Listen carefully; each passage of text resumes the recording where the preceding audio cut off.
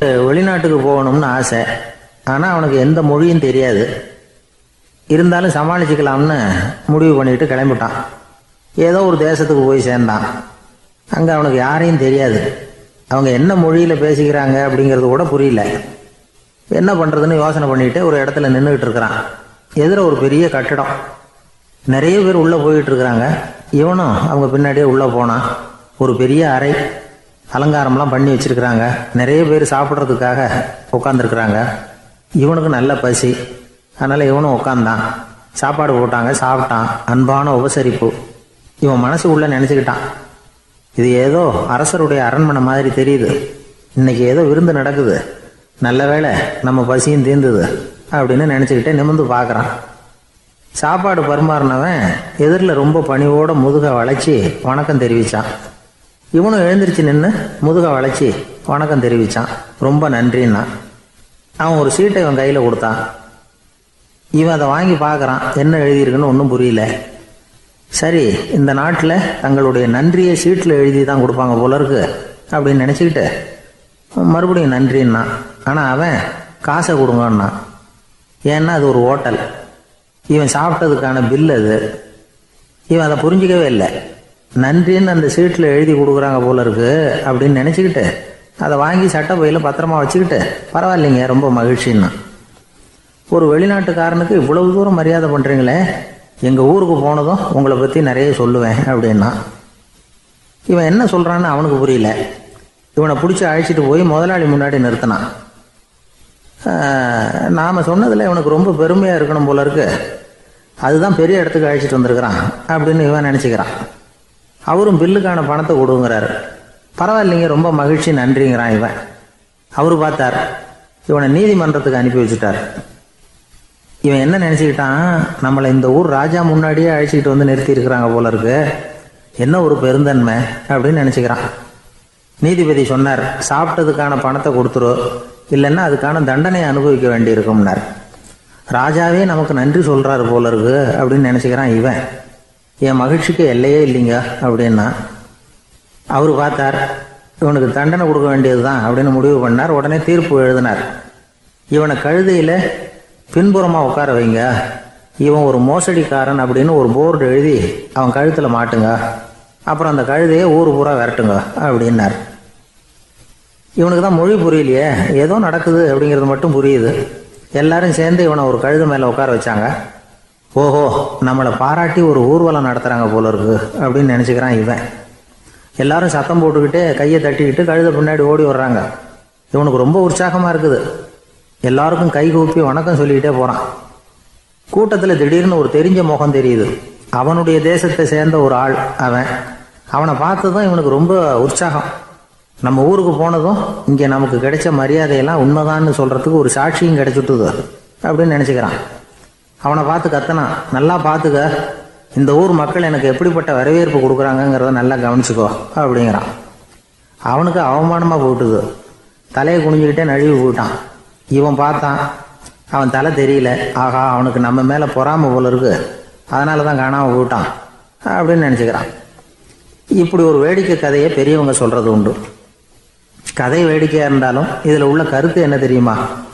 அந்த கழுதை மேலே உட்காந்துருக்கிறானே, அது மாதிரி தான் நாமளும் அகங்காரங்கிற கழுதை மேலே உட்காந்துக்கிட்டு இருக்கோமா. நாமளும் கிட்டத்தட்ட அதே மாதிரி பிரம்மையில் தான் இருக்கிறோமா. என்ன நடக்குதுங்கிறதே புரியறதில்லை. அகங்காரத்தில் பேசுகிறவனுக்கும் சித்த சுவாதீனம் இல்லாமல் பேசுகிறவனுக்கும் அதிக வித்தியாசம் இருக்கிறதில்ல. அது மாதிரி ஒருத்தன் தன்னுடைய வீட்டை சுற்றி சேற்றை வாரி அரைச்சிக்கிட்டு இருந்தானா. அந்த வழியாக வந்த ஒரு பெரியவர் அதை பார்த்துருக்கார். என்னப்பா பண்ணிகிட்டு இருக்கிற அப்படின்னு கேட்டாரான். கழுதைகளை விரட்டிக்கிட்டு இருக்கிறேன் அப்படின்னானா. இங்கே கழுதைகளே காணுமே அப்படின்னாரான் அவர். அதுதான் ஏற்கனவே விரட்டி விட்டனே அப்படின்னானா இவன். ஒரு ஊரில் ஒரு ராஜா இருந்தார். அவர் ஒரு நாள் காலையில் அரண்மனையில் மேல் மாடத்தில் வந்து நின்றுக்கிட்டு இருந்தார். அப்போ ஒரு ஆள் வீதியில் ரொம்ப வேகமாக ஓடிக்கிட்டு இருக்கான். அதை ராஜா கவனிச்சார். அவன் மனசில் ஏதோ ஒரு தவிப்பு இருக்குங்கிறத புரிஞ்சுக்கிட்டார். உடனே அரண்மனை சேவகர்களை கூப்பிட்டார். அந்த ஆளை இங்கே அழைச்சிட்டு வாங்க அப்படின்னார். இவங்க ஓடி போய் அந்த ஆளை அழைச்சிட்டு வந்தாங்க. மன்னர் முன்னாடி நிறுத்தினாங்க. மன்னர் அவனை நிமிர்ந்து பார்த்தார். எதுக்காக இவ்வளவு வேகமாக ஓடிக்கிட்டு இருக்கிற அப்படின்னு கேட்டார். இதுக்கு அவன் சொன்னா, மன்னா, நம்ம கோட்டையின் வடக்கு வாசல் இருக்கு இல்லையா, அது ஓரமாக ஒரு பெரிய பாறாங்கல் கிடக்கு. அதுக்கு அடியில் நான் ஒரே ஒரு வெள்ளி நாணயத்தை புதைச்சி வச்சுருக்கேன். அது இப்போ எனக்கு தேவைப்படுது. என்னுடைய மனைவிக்கு ஒரு பரிசு வாங்கி கொடுக்க வேண்டியிருக்கு. அதுக்காக தான் அவசரமாக ஓடிக்கிட்டு இருக்கிறேன் அப்படின்னா. மன்னர் யோசனை பண்ணார். அப்புறம் சொன்னார், அதுக்காகவா இப்படி ஓடுற? பரவாயில்ல, அதை பற்றி கவலைப்படாத. நான் உனக்கு 10 வெள்ளி காசுகள் தர்றேன், வாங்கிட்டு திரும்பி போ அப்படின்னார். இவன் தலையை சொரிஞ்சான். மன்னா, நீங்கள் கொடுக்கறத ரொம்பவும் மகிழ்ச்சியோடு வாங்கிக்கிறேன். இருந்தாலும் அதுக்கப்புறம் அந்த வடக்கு வாசலுக்கு போய் அங்கே இருக்கிற ஒரு நாணயத்தையும் எடுத்துக்கிட்டு போயிடுறேனே அப்படின்னு நான். இதை பாருப்பா, அந்த ஒரு நாணயத்தை மறந்துடு, உனக்கு 100 வெள்ளி நாணயங்கள் தரேன் இருக்கார். மன்னா, ரொம்ப மகிழ்ச்சி. உங்கள் மாதிரி தாராள குணம் வேற யாருக்கும் வராது. நீங்கள் கொடுக்குற 100 நாணயங்களையும் வாங்கிக்கிறேன்.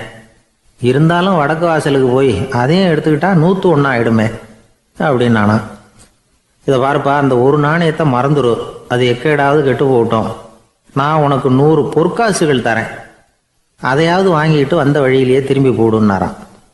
தங்க நாணயங்களே தரேன்னு சொல்கிறீங்க, தாராளமாக வாங்கிக்கிறேன். இருந்தாலும் வடக்கு வாசலுக்கு போய் அப்படின்னு மறுபடியும் ஆரம்பித்தான். அரசர் பொறுமை இழந்துட்டார். கடைசியாக ஒரு முடிவுக்கு வந்துட்டார். இதை பாருப்பா, உனக்கு என்னுடைய ராஜ்யத்திலேயே பாதியை கொடுத்துட்றேன், அப்படியாவது திருப்தியாக திரும்பிப்போ அப்படின்னாராம். மன்னா, உங்களுடைய பெருந்தன்மைக்கு ஈடு இணையே கிடையாது. தேசத்திலேயே பாதி பிரித்து கொடுக்குறேன்னு சொல்கிறீங்க. அதனால் உங்ககிட்ட ஒரு சின்ன வேண்டுகோள் அப்படின்னானா. சொல்லுன்னாராம் மன்னர் ஆர்வமாக. இவன் மெதுவாக ஆரம்பித்தான். அப்படி இந்த ராஜ்யத்தை 2ஆக பிரிக்கிறப்போ அந்த வடக்கு வாசல் இருக்கிற பக்கத்தை என்கிட்டயே கொடுத்துருங்கோ அப்படின்னானா. மன்னர் அசந்து போயிட்டார். இந்த கதை எதுக்காகன்னு கேட்டால், மனம்ங்கிறது ஒரு குரங்குங்கிறத புரிஞ்சுக்கிறதுக்காகத்தான். உன்னை பிடிச்சிக்கிட்டா லேசில் விடாது. அப்படிப்பட்ட மனசை அறிவு தான் வழி நடத்தணும். அதில் தான் வாழ்க்கையின் வெற்றி அடங்கியிருக்குது. ஒரு சின்ன பையன் தெருவில் அழுதுகிட்டு இருந்தான். ஏன்பா அழுகுறேன்னு ஒரு பெரியவர் கேட்டார். 1 ரூபா காசை இங்கே தொலைச்சுட்டேன் அப்படின்னா. சரி, அதுக்காக அழாத, அதுக்கு பதிலாக 10 ரூபா தரேன், இந்தா வச்சுக்கோன்னு கொடுத்தாரு. அந்த 10 ரூபாயை வாங்கி சட்டப்பையில் போட்டுக்கிட்டு அதை விட அதிகமாக சத்தம் போட்டு அழ ஆரம்பிச்சுட்டான். மறுபடியும் ஏன்டா அழறேன்னு கேட்டார் பெரியவர். அந்த 1 ரூபாயும் கிடச்சிட்டுதுன்னா இப்போ என்கிட்ட 11 ரூபா இருக்குமே, இப்போ 10 ரூபா தானே இருக்குது அப்படின்னு சொல்லிவிட்டு அழறான். சங்கீத வித்வான்களில் பல வகை உண்டு. சில குறிப்பிட்ட ராகங்களை பாடுறதுல அவங்களுக்கு பெருமை வர்றது உண்டு. ஆனால் ஒருத்தர் இருந்தார், அவரால் ஒரு ராகத்துக்கே பெருமை வந்தது. அந்த ராகத்தை அவர் வாசித்து கேட்கணும் அப்படின்னு சொல்லுவாங்க. அது என்ன ராகம்னா தோடி ராகம். சரி, அந்த வித்வான் யாருன்னா அவர் தான் திருவாவடுதுறை ராஜரத்னம் பிள்ளை. பேராசிரியர் கல்கி ஒரு சமயம் தம்முடைய பத்திரிகையில் எழுதினாராம். அதை அப்படியே படிக்கிறேன் கேளுங்களேன். ஆகா, ஸ்ரீ ராஜரத்னம் பிள்ளையின் தோடி ஆலாபனையை முதலில் கேட்டபோது அவருடைய கற்பனையை விட்டு தள்ளுங்கள். நம்முடைய மனதில் என்னென்ன இன்பமயமான கற்பனைகள் எல்லாம் உதித்தன.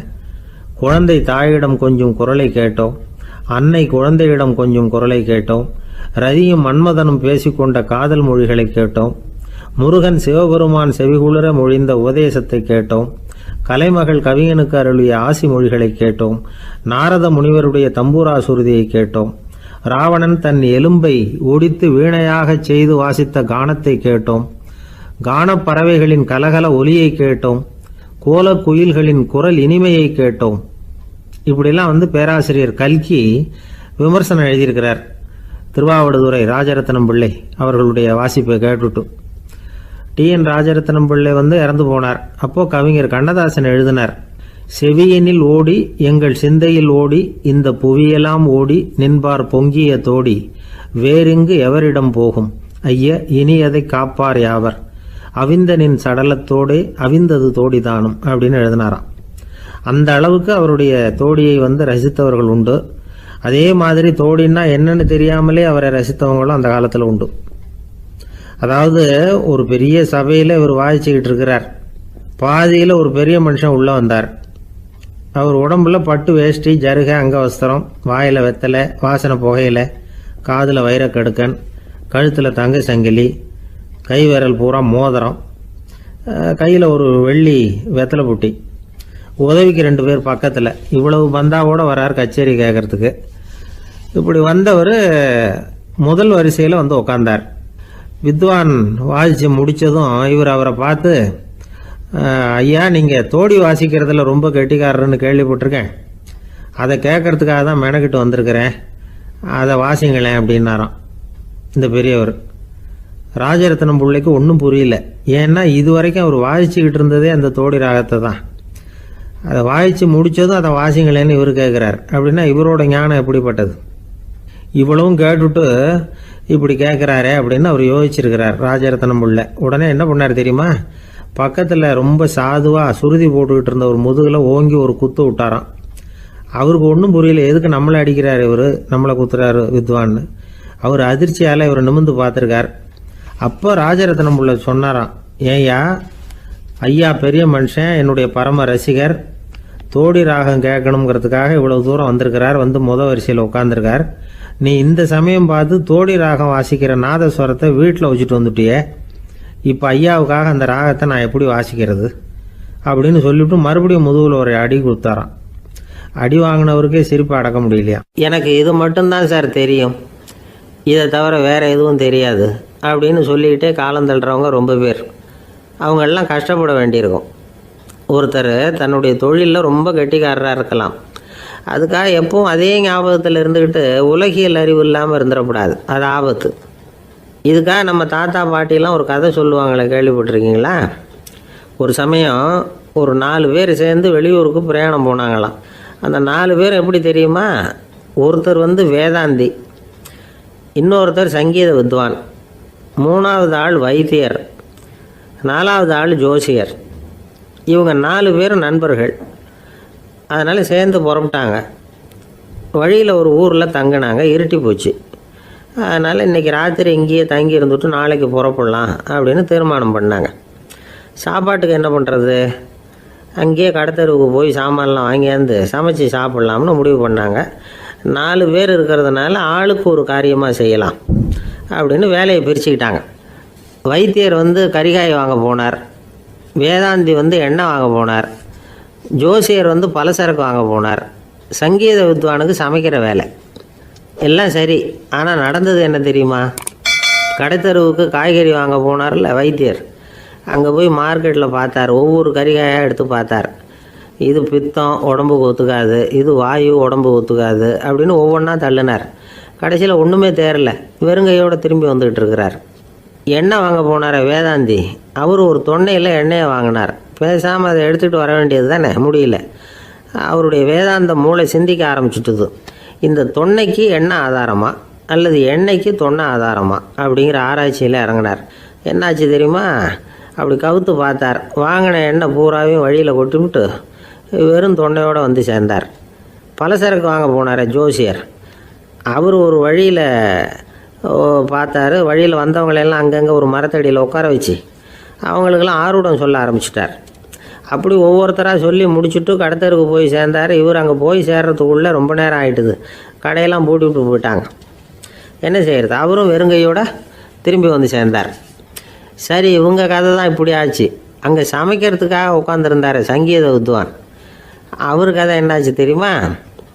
அங்கே அவர் அடுப்பை பற்ற வச்சு ஒலையை கொதிக்க வச்சார். அதாவது ஒரு பானையில் தண்ணியை ஊற்றி அடுப்பில் வச்சார். அது கொதிக்க ஆரம்பிச்சிது.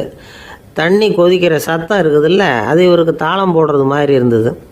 ஒரே குஷி, பாட ஆரம்பிச்சிட்டார். பாடிக்கிட்டே உற்சாகமாக கையில் இருந்த கரண்டியால் அந்த பானையில் தட்டினார், தாளம் போடுறதா நினச்சிக்கிட்டு. அவ்வளவுதான், பானை பட்டுன்னு உடஞ்சி போச்சு. தலையில் கையை வச்சுக்கிட்டு அவரும் உட்காந்துட்டார். எந்த தொழில் தெரிஞ்சாலும் சரி, அதை புத்திசாலித்தனமாக பயன்படுத்த தெரியலன்னா ஆபத்து தான். அதுக்காக தான் இந்த கதை. ஒரு பஸ்ஸு டிரைவர் ரொம்ப கெட்டிக்காரரு. பஸ்ஸை ரொம்ப திறமையாக ஆபத்து இல்லாமல் ஓட்டினதுக்காக பரிசுலாம் வாங்கினவர். அவரே ஒரு படகு ஓட்டுறதுக்காக அழைச்சிட்டு போயிருக்கிறாங்க, மோட்டார் படகு. அதையும் ரொம்ப திறமையாக தான் ஓட்டிகிட்டு போயிருக்கிறாரு. நடுக்கடலில் போனதும் படகு நின்று போச்சு. மோட்டாரில் ஏதோ கோளாறு. என்ன செய்யலாம் அப்படின்னு அந்த டிரைவரை கேட்டிருக்கிறாங்க படகுல இருந்தவங்கெல்லாம். அப்போ அவர் சொன்னாராம், கவலைப்படாதீங்க, ஒன்றும் பிரச்சனை இல்லை, எல்லாரும் கொஞ்சம் கீழே இறங்கி பின்னாடி தள்ளுங்க, மோட்டார் ஸ்டார்ட் ஆகிடும் அப்படின்னாராம். இமயமலை அடிவாரத்தில் ஒரு மடம், அங்கே ஒரு சன்னியாசி இருந்தார். அவர்கிட்ட ஒருத்தர் வந்தார். சுவாமி, ஆசையை உதற நினைக்கிறேன், முடியல, ஒட்டிக்கிட்டே வருது அப்படின்னாராம். இப்படி உட்கார, ஒரு கதை சொல்கிறேன் அப்படின்னு சொல்லி அவர் சொல்ல ஆரம்பித்தாராம். அவர் சொன்ன கதை என்னென்னா, ஒரு ஊரில் ஒரு ஆள் இருந்தான். அவன் பேர் குப்புசாமி. அவங்ககிட்ட எப்பவும் ஒரு பழைய தொப்பி இருக்கும், விடவே மாட்டான். அதனால் அவனை எல்லாரும் தொப்பி சாமி அப்படின்னு தான் கூப்பிடுறது வழக்கம். ஒரு புது தொப்பி வாங்கிக்கப்படாதாப்பா அப்படின்னு நண்பர்கள்லாம் சொல்லி பார்த்தாங்க. பணத்துக்கு எங்கே போவேன் அப்படின்னு விட்டானா. பணம் வச்சுருக்கான், செலவு பண்ண மனசு வரல. மகா கஞ்சன். பழைய பாட்டில்கள்லாம் வாங்கி விற்றுக்கிட்டு இருந்தான். அப்படி ஒரு தடவை பழைய கண்ணாடி சாமான்களை ஏலத்தில் எடுத்தப்போ அதில் ஒரு அருமையான சென்ட்டு பாட்டில் கிடச்சிது. உடனே ஒரு ஐடியா பண்ணான். அந்த சென்ட்டை சின்ன சின்ன பாட்டில்களில் அடைச்சி ஜன்னல் ஓரமாக அடுக்கி வச்சுட்டான். அதை விற்றா நிறைய பணம் கிடைக்குமே. அதனால் இதுக்கு இடையில் ஒரு நாள் அவன் அப்படியே உட்காந்துருந்தான். அந்த நேரம் நண்பன் வந்தான். ஏண்டா உன் பழைய தொப்பியை மாற்றப்படாதா, ஊரில் எல்லோரும் கேலி பேசுகிறாங்களே ஒன்று தொப்பி சாமின்னு அப்படின்னு சொல்லி கேட்டிருக்கான். இந்த சென்ட்டு பாட்டில் விற்றதும் பணம் வரும், அதுக்கப்புறம் பார்க்கலாம் அப்படின்னு நானா இவன். சரி வா நீச்சல் குளத்துக்கு போயிட்டு வருவோம் அப்படின்னு கூப்பிட்ருக்கான் நண்பன். 2 பேரும் போனாங்க. அதே நேரம் அந்த ஊர் நீதிபதியும் அங்கே குளிக்க வந்தாராம். அவர்கிட்ட இருந்தது விலை வசந்த ஒரு புது தொப்பி. அதை அங்கே இருந்த ஸ்டாண்டில் மாட்டிவிட்டு குளிக்க போனார். இதுக்கிடையில் குப்புசாமி குளிச்சுட்டு வந்தான். அவனுடைய பழைய தொப்பியை காணலை. அந்த புது தொப்பியை பார்த்தா இது நண்பனுடைய வேலை தான் அப்படிங்கிறதாக புரிஞ்சுக்கிட்டு அதை எடுத்து மாட்டிகிட்டு வந்துட்டான். நீதிபதி குளிச்சுட்டு வந்து பார்க்குறாரு, தொப்பியை காணும். போலீஸில் புகார் கொடுத்தார். அவங்க தேடினாங்க. ஒரு மூலையில் பழைய தொப்பி கிடச்சிது. அடடா இது நம்ம குப்புசாமியோட தொப்பி இல்லையா அப்படின்னு நானா ஒருத்தன். உடனே அவன் வீட்டுக்கு தேடிட்டு போயிருக்காங்க. அங்கே போய் பார்த்தா புது தொப்பி அங்கே இருக்குது. உடனே அவனுக்கு 1000 ரூபா அபராதம் போட்டாங்களாம். அவன் பணத்தை கட்டிவிட்டு ரொம்ப எரிச்சலோடு வீட்டுக்கு வந்தான். பழைய தொப்பி கண்ணில் பட்டது. மறுபடியும் உன்னால் தானே எனக்கு 1000 ரூபா நஷ்டம் அப்படின்னு சொல்லி அதை எடுத்துக்கிட்டு அப்படி போயிருக்கான். அந்த ஊர் குளத்தில் வீசி எரிஞ்சிட்டு வந்துட்டான். அது மீன் பிடிக்கிற ஒருத்தன் கையில் சிக்கிச்சு. அவன் வர்ற வழியில் அதை எடுத்து வேகமாக வீசி எறிஞ்சான். அது நேராக குப்புசாமி வீட்டு ஜன்னல் வழியாக உள்ளே இந்த சென்ட்டு பாட்டில்கள் மேலே விழுந்து எல்லாம் உடஞ்சி நொறுங்கி போச்சு. குப்புசாமி பார்த்தான். தோட்டத்தில் ஆழமாக ஒரு குழியை வெட்டினான். அந்த தொப்பியை போட்டான், மூடிவிட்டான். இதை அடுத்த வீட்டுக்காரன் பார்த்தான். ஏதோ புதையல் தான் வச்சுருக்கான் போல இருக்குன்னு நினச்சான். போலீஸில் போய் புகார் கொடுத்துட்டான். மறுபடியும் போலீஸ் குழியை தோண்டினாங்க. பழைய தொப்பி மறுபடியும் வெளியில் வந்தது. எல்லோரும் சிரிக்கிறாங்க. அன்னைக்கு ராத்திரியே அந்த தொப்பியை எடுத்துக்கிட்டு நேராக புறப்பட்டான். ஒரு கல்லில் அதை சேர்த்து கட்டி குடிநீர் தொட்டி இருக்கும்ல அதில் போட்டுட்டு வந்துட்டான். இனிமேல் என்ன பண்ணும் பார்ப்போன்னு. ஒரு நாள் திடீர்னு குழாயெல்லாம் அடைப்பட்டு போச்சு. மாநகராட்சி அலுவலர்கள் என்னன்னு பார்த்தா அந்த பழைய தொப்பி குழாயை அடைச்சிக்கிட்டு இருக்குது. இது குப்புசாமியோட தொப்பிங்கிறது தான் எல்லாருக்கும் தெரியுமே. உடனே குடிநீரை பாழாக்கணத்துக்காக குப்புசாமிக்கு கோர்ட்டு 2500 ரூபா அபராதம் போட்டுவிட்டுது. அதையும் கட்டிவிட்டு வெளில வந்தான். கடைசியாக முடிவு பண்ணான். ஒரு நெருப்பு குச்சியை கிழிச்சான். தொப்பியை கொளுத்தினான். எரிஞ்சுது. எடுத்து வெளில எரிஞ்சான். கொஞ்ச நேரத்தில் தீ அணைப்பு படம் வந்துட்டுது. ஆமாம், இவன் எடுத்து எரிஞ்சது வெளியில் விழுந்து வீட்டுக்கு ஊரையே பற்றிக்கிட்டு எரிய ஆரம்பிச்சுட்டுது. அவனோட பணத்தாசையும் அதோடு சேர்ந்து எரிஞ்சு போச்சான். இப்படி ஒரு கதை. இந்த கதையை சொல்லி முடித்தார் அந்த இமயமலை அடிவாரத்தில் இருந்த சன்னியாசி. இப்போ அந்த குப்புசாமி எங்கே இருக்கிறான்னு கேட்டார் எதிரில் இருந்தவர். இதோ உன் எதிரிலே இருக்கிறான், நான் தான் அந்த குப்புசாமி அப்படின்னாரான் அந்த சன்னியாசி. அந்த குப்புசாமி கிட்ட இருந்தது மாதிரி ஒரு பழைய தொப்பி நம்ம ஒவ்வொருத்தர்கிட்டையும் உண்டு. அதை எப்படி தொலைக்கிறதுன்னு தெரியாமல் தடுமாறிக்கிட்டு இருக்கிறோம். அது என்ன தொப்பிங்கிறீங்களா? அதுதான் நம்மை சூழ்ந்திருக்கிற மாயை அப்படிங்கிறார் சுவாமி சின்மயானந்தர். மெய்ஞானம் கிடைக்கிறப்போ மாயை எரிஞ்சு போகும் அப்படிங்கிறது அவருடைய கருத்து. நம்மால் ஒருத்தர் வேகமாக ஓடி வந்தார். காலில் மாட்டியிருந்த பழைய செருப்பு 2 ஆவேசமாக தூக்கி ஒரு கிணத்துல போட்டுட்டு வெறுங்காலோடு நடந்து வந்துக்கிட்டு இருக்கிறார். ஏன் அப்படி பண்ணீங்க அப்படின்னு கேட்டோம். அந்த செருப்புக்கு சொந்தக்காரன் பின்னாடி வந்துக்கிட்டு இருக்கிறான், அதனால் அப்படி பண்ணேன் அப்படிங்கிறார் இவர். வாழ்க்கையில் சில சந்தர்ப்பங்களில் நாம் சில அவமானங்களை சந்திச்சே தீர வேண்டியிருக்கு. என்ன பண்ணுறது, காலம் அப்படி. அவமானப்படுறவங்க உடனே அடங்கி போய்டுறது தான் உலக வழக்கம். அவமானப்பட்டால் உடனே சீறி எழறவங்களும் உண்டு. ஆனால் அதையே ஒரு சவாலாக எடுத்துக்கிட்டு முன்னுக்கு வர்றவங்களும் சில பேர் இருக்கிறாங்க. அவங்க ரொம்ப அபூர்வம். இன்றைக்கி மனோதத்துவ நிபுணர்கள்லாம் என்ன சொல்கிறாங்க தெரியுமா? அவமானப்பட்டுட்டா உடனே அடங்கி போயிடக்கூடாதான். அதையே ஒரு சவாலாக எடுத்துக்கிட்டு மனசில் ஒரு வைராக்கியத்தோடு முயற்சி பண்ணினா வாழ்க்கையில் எல்லாரும் முன்னேறலாமா. அவமானங்கிறத நாம் வைராக்கியமாக மாற்றிக்கணும். அதுதான் வெற்றிக்கு வழி. ராமர் இந்த பூமியில் பிறந்ததே ஒரு வைராக்கியத்தினால தான் சார் அப்படின்னார் ஒருத்தர். எப்படிங்க அது அப்படின்னு கேட்டேன். அவர் சொன்னார், தசரதருக்கு ராமர் குழந்தையாக பிறக்கணும், அப்போ தான் இங்கே இருக்கிற கஷ்டங்கள்லாம் நீங்கும் அப்படின்னு சர்வ லோகமும் எதிர்பார்த்துக்கிட்டு இருக்குது. ஆனால் அவர் எப்போ வந்து பிறப்பார் அப்படின்னு யாருக்கும் தெரியல. அந்த காரியம் சீக்கிரம் நடக்கணுமே, அதுக்கு என்ன பண்ணுறது? நாரதர் வந்தார் ஒரு நாள் தசரதரை தேடி. தசரதா, உனக்கு ஒரு செய்தி தெரியுமான்னு ஆரம்பித்தார். அவர் எப்பவும் இப்படித்தானே ஆரம்பிக்கிறது வழக்கம். என்ன விஷயம்னு கேட்டார் தசரதர். தசரதா, நீ அடிக்கடி உன்னோட தேரில் ஏறிக்கிட்டு தேவலோகத்துக்கு போகிற, அங்கே போகிற வர்ற எல்லாம் பண்ணிகிட்ருக்க, எல்லாம் சரி. தேவலோகத்துலேயும் உன்னை நல்லபடியாக தான் வரவேற்கிறாங்க. தேவேந்திரன் உன்னை பிரியமாக அழைச்சிட்டு போய் தன்னுடைய அரியாசனத்திலேயே தனக்கு பக்கத்திலேயே உட்கார வைக்கிறான்.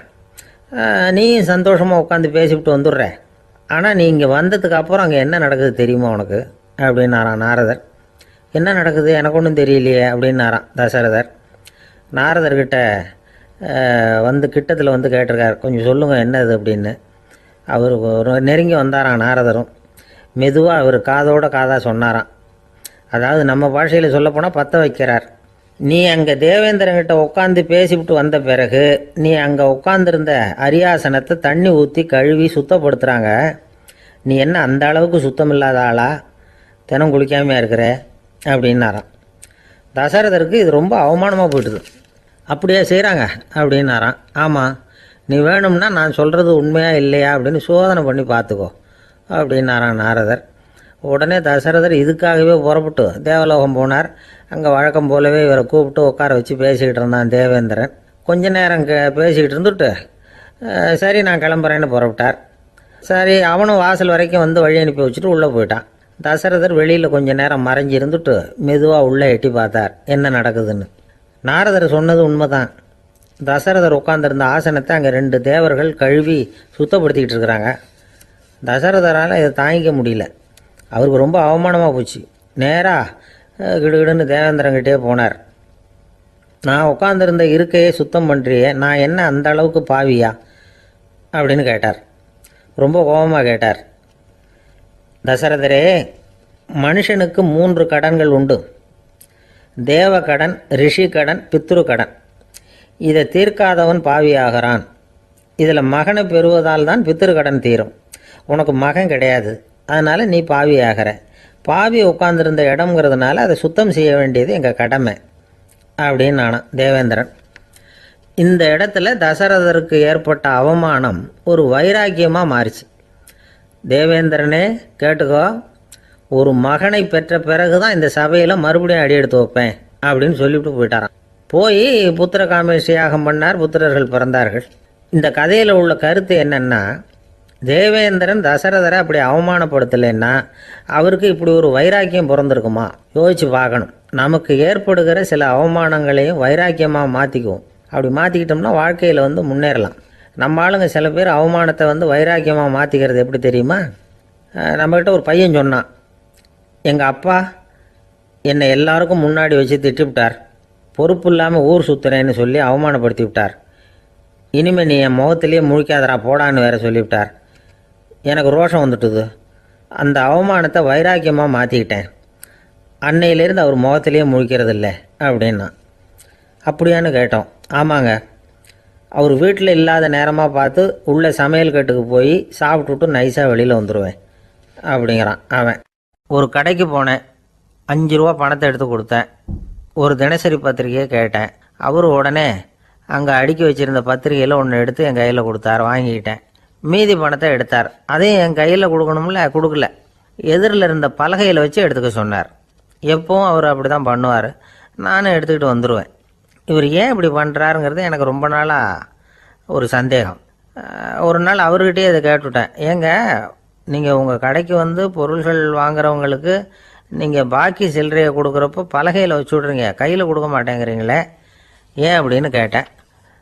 காசை கையில் கொடுத்தா நம்மக்கிட்ட இருக்கிற லட்சுமி போயிடுவா சார் அப்படின்னார். அதாவது பணம் செலவாயிடும் அப்படின்னு அர்த்தமா. இன்னொரு நண்பர், அவர் ஒரு நாள் வழக்கத்துக்கு மாறாக ரொம்ப சோகமாக உட்காந்துருக்கிறார். ஏங்க என்னாச்சு, ஏன் இப்படி கப்பலே கவிழ்ந்தது மாதிரி உட்காந்துருக்குறீங்க அப்படின்னு கேட்டேன். கப்பலே கவிழ்ந்திருந்தா கூட நான் இப்படி கவலைப்பட மாட்டேன் சார், வேற ஒன்று நடந்து போச்சுன்னார். என்னன்னு கேட்டேன். என் உச்சந்தலையில் பல்லி ஒன்று விழுந்துட்டுதுன்னார். அதுக்காகவா இப்படி அப்படின்னு ஆச்சரியப்பட்டேன். ஆமாங்க, பல்லி உச்சந்தலையில் விழுந்தால் பலன் என்னன்னு பஞ்சாங்கத்தில் பார்த்தேன், மரணம்னு போட்டிருக்கு அப்படின்னு சொல்லிவிட்டு அவர் தொடர்ந்து கவலைப்பட ஆரம்பிச்சிட்டார்.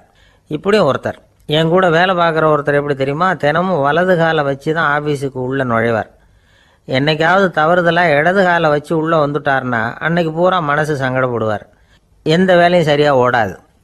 கேரம் போர்டு ஆடுற ஒருத்தர் எப்போ ஆட உட்காந்தாலும் ஸ்ட்ரைக்கரை கை தவறி கீழே விழுற மாதிரி பண்ணி அதுக்கப்புறம் அதை எடுத்துக்கிட்டு ஆட உட்காருவார். ஏன்னா எப்போவோ ஒரு தடவை நிஜமாகவே அது கை தவறி கீழே விழுந்திருக்குது. அன்னைக்கு பிரமாதமாக ஜெயிச்சுட்டார். உடனே ஒரு முடிவுக்கு வந்துட்டார், கை தவறுனா லாபம் அப்படின்னு. அதுக்கப்புறம் அதையே பழக்கமாக்கிக்கிட்டார். பூனை குறுக்க போனால் சகனம் சரியில்லைன்னு நினைக்கிறவங்க உண்டு. ஆனால் ஒருத்தர் எப்படி தெரியுமா, அவர் வெளியில் கிளம்புற சமயம் பக்கத்து வீட்டு ரேடியோவில் மியாவ் மியாவ் பூனைக்குட்டின்னு பாட்டு சத்தம் கேட்டால் கூட போதும், சகனம் சரியில்லைன்னு பிரயாணத்தை கேன்சல் பண்ணிவிடுவார். இப்போ இவ்வளவும் எதுக்கு சொல்கிறோம்னா, அளவுக்கு மீறின சகுன நம்பிக்கைகள் இருக்குது பாருங்கள், இதோட பயமும் சேர்ந்துக்கிட்டதுன்னு வச்சுக்கோங்க, இது ஒருத்தருடைய மனநிலையை பாதிச்சிடும். இது உளவியல் நிபுணர்கள் சொல்கிற கருத்து. வாழ்க்கையே தடுமாற வச்சிரும். பாதுகாப்பு இல்லாத உணர்வு, ஒரு விதமான டிப்ரெஷன் மனநிலை, இதெல்லாம் தான் இதுக்கு காரணமாக அமையலாம். சில பேர் காய்கறி நறுக்க கத்தியை கையில் எடுத்தால் கூட நேரம் சரியாக இருக்கா அப்படின்னு பார்த்துட்டு தான் வேலையை ஆரம்பிக்கிறது வழக்கம். அறிவு தான் மனசுக்கு வாத்தியாராக இருக்கணும். அப்போ தான் வாழ்க்கை நிம்மதியாக இருக்கும். அறிவு மனசு சொல்கிறபடியெல்லாம் கேட்க ஆரம்பிச்சுட்டுதுன்னா இடைஞ்சல் தான். ஒருத்தருக்கு 7ஆம் நம்பர் தான் ராசியான நம்பரான். 7ஆம் தேதி தான் எந்த காரியத்தையும் ஆரம்பிப்பாராம். 7 எழுத்து வர்றது மாதிரி பேரை மாற்றி வச்சுக்கிட்டார். 7 மணிக்கு தான் தினமும் எழுந்திருப்பார். 7ஆம் நம்பர் வீட்டில் தான் குடியிருக்கார். கல்யாணம் கூட 7ஆம் தேதி தான் பண்ணிக்கிட்டார். அவர் ஒரு நாள் குதிரை பந்தயத்துக்கு போனாராம். குதிரையோட பேரையெல்லாம் பார்த்தார். ஒரு குதிரையோட பேர் 7 எழுத்தில் அமைஞ்சிருந்தது. 7 தானே இவருக்கு அதிர்ஷ்ட நம்பர். அதனால் உடனே அது பேரில் பணத்தை கட்டினார். பந்தயம் நடந்தது. என்ன சார் ஆச்சுன்னு கேட்டாங்க. நான் பணம் கட்டின அந்த என்னோட குதிரை 7ஆவதாக சேர்ந்தது சார் அப்படின்னாராம் சோகமாக. ஒரு ஊரில் ஒரு ராஜா இருந்தார். அவர் ஒரு பூனை வளர்த்தார். ரொம்ப செல்லமாக அவர் அந்த பூனையை வளர்த்தார். அவர் என்ன பண்ணுவார் தெரியுமா, இரவு நேரத்தில் அந்த பூனையோட தலையில் ஒரு விளக்கை வச்சுருவார். அந்த பூனை ரொம்ப ஜாக்கிரதையாக அந்த விளக்கு கீழே விழுந்துடாமல் பார்த்துக்கும். தலையை ஆட்டாமல் ரொம்ப நிதானமாக ராஜா பின்னாடி நடந்து போய்கிட்டே இருக்கும். அந்த விளக்கு வெளிச்சத்தில் எல்லா வேலைகளையும் செஞ்சுருவார். கையில் ஒரு விளக்கை தனியாக எடுத்துகிட்டு போக வேண்டிய அவசியமே இல்லை. விளக்கை தூக்கிட்டு போகிற வேலையை அந்த பூனை பார்த்துக்கும். அதனால் ராஜாவுக்கு அந்த பூனை மேலே ரொம்ப பிரியம். மந்திரிகளையெல்லாம் கூப்பிட்டு அவங்கக்கிட்ட சொல்லுவார், பார்த்தீங்களா இந்த பூனை எவ்வளவு விசுவாசமாக நடக்குது, என் பேரில் எவ்வளவு மரியாதை பார்த்தீங்களா அதுக்கு அப்படிம்பார். இதை கேட்டுவிட்டு அங்கேருந்து அமைச்சர்களில் ஒருத்தர் சொன்னார், மன்னா நீங்கள் சொல்கிறது சரிதான், இருந்தாலும் இந்த பூனையோட விசுவாசத்தை நாம் கொஞ்சம் சோதித்து பார்க்க வேண்டியிருக்கு அப்படின்னாராம். சரி, உங்கள் ஆசையை ஏன் கெடுக்கணும், நல்லா சோதிச்சு பாருங்க அப்படின்னு சொல்லிவிட்டார் ராஜா. உடனே அந்த அமைச்சர் என்ன பண்ணார் தெரியுமா, எங்கேயோ புறப்பட்டு போனார். ஒரு 5-6 எலிகளை பிடிச்சிட்டு வந்தார். அரண்மனையில் ராஜா ஏதோ வேலை பார்த்துக்கிட்டு இருக்கிறாரு. பக்கத்தில் அந்த பூனை ரொம்ப பணிவாக நின்றுக்கிட்டு இருக்குது. அது தலையில் விளக்கு எரிஞ்சிக்கிட்டு இருக்கு. அமைச்சர் தான் பிடிச்சிட்டு வந்த எலிகளை அந்த பூனை பார்வையில் படுறது மாதிரி எதிரில் விட்டார். அந்த எலிகள்லாம் அங்கேயும் இங்கேயும் ஓட ஆரம்பிச்சிது. அதை பார்த்தது பூனை, அவ்வளவுதான். தலையில் இருக்கிற விளக்கை பற்றியும் கவலைப்படலை, ராஜாவை பற்றியும் கவலைப்படலை. ஒரே பாய்ச்சலாக பாஞ்சு எலிகளை துரத்த ஆரம்பிச்சுட்டுது. தலையில் இருந்த விளக்கு எங்கேயோ போய் விழுந்தது, அணைஞ்சு போச்சு. இருட்டில் ராஜா தடுமாற ஆரம்பிச்சுட்டார். இந்த சமயத்தில் அந்த அமைச்சர் மறுபடியும் விளக்கை ஏற்றினார். வெளிச்சம் வந்தது. அதுக்கப்புறம் அந்த அமைச்சர் பேசினார், அரசே, பூனையோட விசுவாசத்தை பார்த்தீங்களா, எலி அது கண்ணில் படுற வரைக்கும் தான் விசுவாசமாக இருந்தது. அது மாதிரி எலியை பார்த்ததும் எல்லாத்தையும் விட்டுட்டு அதை துரத்த ஆரம்பிச்சுட்டு பார்த்தீங்களா. தான் அந்த பூனையை பற்றி நினச்சது தப்புங்கிறது அதுக்கப்புறம் தான் அந்த ராஜாவுக்கு புரிஞ்சுதான். சரி, இப்போ எதுக்கு இந்த கதையெல்லாம் அப்படிங்கிறீங்களா, இந்த பூனை மாதிரி தான் நம்ம மனசும். மனசை எவ்வளவு தான் பயிற்சி கொடுத்து பக்குவமாக வச்சுருந்தாலும் பார்க்குறதுக்கு பரமசாது மாதிரி தான் இருக்கும். பார்க்க வேண்டியதை பார்த்துட்டுதுன்னா பாஞ்சிரும். இந்த பூனை மாதிரி புலன் இன்ப பொருள்கள் கிட்டாத வரைக்கும் மனம் அடங்கி இருக்கிறது மாதிரி தான் தெரியும். கொஞ்சம் வாய்ப்பு கிடைச்சாலும் அது குதிக்க ஆரம்பிச்சிடும், தப்பு பண்ண ஆரம்பிச்சிடும். பெரிய பெரிய முனிவர்கள் வாழ்க்கையில் நடந்த வீழ்ச்சி இதை தான் நிரூபிக்குது. புலன்களின் ஆற்றல் அதிகம். அதனால் மனக்கட்டுப்பாடு பயிற்சிகளில் ரொம்ப எச்சரிக்கையாக இருக்கணுங்கிறார் சுவாமி சிவானந்தர். மது பழக்கத்தையே விட்டுவிட்டேன்னு உறுதியாக இருப்பான். கடை கண்ணில் பட்டுவிட்டதுன்னா கால் அவனை கேட்காமலே இழுத்துக்கிட்டு உள்ளே போயிடும். இதுதான் மனசுங்கிறது. அதுதான் அந்த ராஜா வளர்த்த பூனை. நம்மால் ஒருத்தன் அந்த ராஜா பூனை தலையில் விளக்க வச்சது மாதிரி இவன் தன்னுடைய தலையிலேயே ஒரு விளக்கை ஏற்றி வச்சுக்கிட்டு என்னத்தையோ தேட ஆரம்பித்தான். தேடிக்கிட்டு இருக்கிறான். தலையை ஆட்டாமல் நிதானமாக நடந்து ரொம்ப நேரமாக தேடிட்டு இருக்கிறான். அந்த சமயம் அங்கே வந்த ஒருத்தர் என்னத்தை தேடுறீங்கன்னு கேட்டார். அதுதான் மறந்து போச்சு அப்படின்னு இழுத்தான். சரி, கொஞ்சம் இப்படி உட்காருங்க, ஞாபகம் வந்ததும் தேட ஆரம்பிக்கலாம் அப்படின்னார் அவர். இவன் கொஞ்ச நேரம் உட்காந்து யோசித்தான். அப்புறம் திடீர்னு எழுந்திரிச்சான். ஞாபகம் வந்துட்டுதுன்னா. என்னன்னு கேட்டார். எங்கள் வீட்டில் இருந்த விளக்கை எங்கே வச்சேன்னு தெரியல, அதை தான் தேடிக்கிட்டு இருக்கிறேன், ஏற்றி வைக்கலாம்னு பார்க்குறேன் அப்படின்னா. இந்த உலகத்தில் நாம் நல்லபடியாக இருக்கணும்னா அதுக்கு முக்கியமாக தேவைப்படுறது 2. ஒன்று செல்வம், இன்னொன்று அறிவு. சரி, இது 2ல் சிறந்தது எது அப்படின்னு ஒரு கேள்வி கேட்டால் என்ன பதில் சொல்கிறது? இதே கேள்வியை ஹஸ்ரத் அலி அவர்கள்கிட்ட கேட்டாங்களாம். அவர் ஒரு பெரிய அறிஞர். கேள்வி கேட்டவங்களும் சாதாரண ஆட்கள் இல்லை, இவங்களும் அறிஞர்கள். ஒரு நாள் ஹஸ்ரத் அலி அவர்கள்கிட்ட 10 அறிஞர்கள் வந்தாங்களாம். ஐயா, நாங்கள் 10 பேரும் உங்ககிட்ட ஒரே கேள்வியை தான் கேட்க வந்திருக்கிறோம், ஆனால் எங்கள் 10 பேருக்கும் நீங்கள் தனித்தனியாக பதில் சொல்ல முடியுமா அப்படின்னு கேட்டிருக்காங்க. அதாவது அவங்க ஒரே கேள்விக்கு இவர்கிட்ட இருந்து 10 விதமான பதில் எதிர்பார்க்குறாங்க. சரி, கேளுங்க, என்ன கேள்வி அப்படின்னார் அவர். அப்போ தான் அவங்க கேட்டாங்களாம், செல்வம் அறிவு இது 2ல் சிறந்தது எது? இதுதான் கேள்வி. ஹஸ்ரத் அலி என்ன பண்ணார் தெரியுமா? அவங்கள ஒவ்வொருத்தராக கூப்பிட்டார். ஒவ்வொரு விதமான பதிலை சொல்லி அனுப்புனார். முதல்ல ஒருத்தரை கூப்பிட்டார். சொன்னார், அறிவுங்கிறது தீர்க்கதரிசிகள், ஞானிகள், மகான்கள் இவங்களோட பரம்பரை சொத்து. ஆனால் செல்வம்ங்கிறது கொடுங்கோலரின் ஆயுதம். அதனால் அறிவு தான் சிறந்தது அப்படின்னார். 2வது ஆளை கூப்பிட்டார். உங்ககிட்ட செல்வம் இருந்தால் நீங்கள் தான் அதை காப்பாற்றணும், ஆனால் அறிவு உங்களை எப்பவும் காப்பாற்றும். ஆகவே அறிவு தான் சிறந்தது அப்படின்னார். 3வது ஆளை கூப்பிட்டார். செல்வந்தனுக்கு எப்போதும் விரோதிகள் அதிகம், ஆனால் அறிஞனுக்கு நண்பர்கள் அதிகம். அதனால் அறிவு தான் சிறந்ததுன்னார். அடுத்தவரை கூப்பிட்டார். செல்வம் அடுத்தவங்களுக்கு கொடுக்க கொடுக்க குறையும், ஆனால் கல்விங்கிறது அதிகரிச்சுக்கிட்டே வரும், கொடுக்கறதுனால குறையாது. அதனால் அறிவு தான் சிறந்ததுன்னார். இன்னொருத்தரை கூப்பிட்டார். அறிவுள்ளவன் எப்பவும் அதை அடுத்தவங்களுக்கு வாரி வழங்கிக்கிட்டே இருப்பான், அதனால் அவங்ககிட்ட தாராளத்தன்மை இருக்கும். ஆனால் செல்வந்தன்கிட்ட கஞ்சத்தனம் தான் இருக்கும், அதனால் அறிவு தான் சிறந்ததுன்னார். 6வது நபரை கூப்பிட்டார். செல்வத்தை கள்வர்கள் திருடிட்டு போக முடியும், ஆனால் அறிவை அப்படி திருடிட்டு போக முடியாது அப்படின்னார். 7வது நபரை கூப்பிட்டார். செல்வம் கால ஓட்டத்தில் அழிஞ்சிரும், ஆனால் அறிவை கால ஓட்டம் ஒன்றும் பண்ண முடியாது, ஆகவே அறிவே சிறந்ததுன்னார். 8வது ஆளை கூப்பிட்டு சொன்னார், செல்வத்துக்கு எப்பவும் எல்லை உண்டு, நிறை உண்டு, அளவு உண்டு, கணக்கு உண்டு. ஆனால் அறிவுக்கு அப்படிப்பட்ட எல்லை எதுவும் கிடையாது, அதனால் அதுதான் சிறந்ததுன்னார். அடுத்தவனை கூப்பிட்டார்.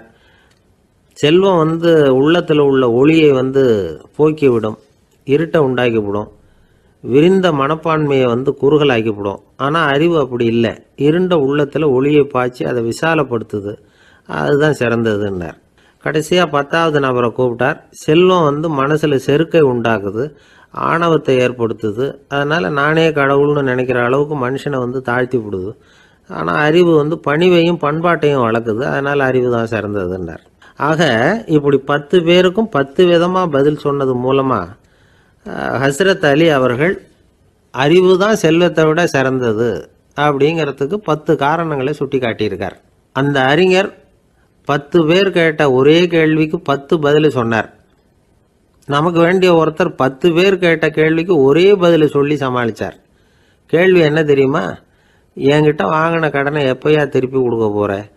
இதுதான் அந்த 10 பேரும் கேட்ட ஒரே கேள்வி. இந்த மாதம் 26ஆம் தேதி தந்துடுறேன் அப்படிங்கிற ஒரே பதில் சொல்லி அவ்வளவு பேரையும் இவர் அனுப்பி வச்சுட்டாராம். எல்லாரும் போனதுக்கப்புறம் இவரை தனியாக கூப்பிட்டு கேட்டிருக்கிறாங்க. அது என்ன சார் கணக்கு, 26ஆம் தேதி அன்னைக்கு என்ன அதிசயம் நடக்க போகுது அப்படின்னு கேட்டிருக்காங்க. அதிசயம் அன்னைக்கு இல்லை, அதுக்கு நாளே நடக்க போகுதுன்னாராம்.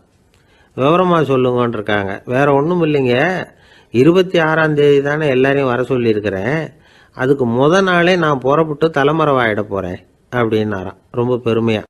ஒரு ஊரில் ஒரு ராஜா இருந்தார். அந்த ராஜாவுக்கு ஒரு மந்திரி. ராஜா ரொம்ப நியாயமானவர், நேர்மையானவர், கண்டிப்பானவர். தப்பு செய்கிறது யாராக இருந்தாலும் தண்டனை கொடுப்பார். வேண்டியவங்களுக்கு ஒரு நியாயம், வேண்டாதவங்களுக்கு ஒரு நியாயங்கிறதெல்லாம் அவர்கிட்ட கிடையாது. ஒரு சமயம் அரசவையில் அந்த அமைச்சரே விதிமுறைகளுக்கு புறம்பா ஏதோ நடந்துகிட்டு இருக்கார். மன்னருக்கு கோவம் வந்துட்டுது. உடனே அந்த அமைச்சரை கிட்டத்தில் கூப்பிட்டு அவர் கன்னத்தில் ஓங்கி ஒரு அறை கொடுத்துட்டாராம். உடனே அந்த அமைச்சர் என்ன பண்ணார் தெரியுமா? நேராக போனார். அங்கே நின்றுக்கிட்டு இருந்த இன்னொருத்தர் கன்னத்தில் ஓங்கி அரைஞ்சார். அறை வாங்கினவர் திகைச்சு போயிட்டார். இவர் ஏன் நம்மளை வந்து அரைகிறார் அப்படின்னு யோசனை பண்ணார். மன்னரும் திகைச்சு போயிட்டார். நாம இவரை அரைஞ்சா அதுக்காக இவர் போய் இன்னொருத்தர் அரையணுமா அப்படின்னு யோசனை பண்ணார். இவருக்கு என்ன பைத்தியமானு கூட நினைக்க ஆரம்பிச்சிட்டார். ஆனால் என்ன ஆச்சுன்னா, அப்புறம் அமைச்சர் அவர் கவனிச்சுக்கிட்டு இருந்தாரா, அவர் இன்னொருத்தர் அரைஞ்சார் இல்லையா, அந்த அறை வாங்கின ஆசாமியை பார்த்து கத்திக்கிட்டு இருந்தார். யார்? அமைச்சர்.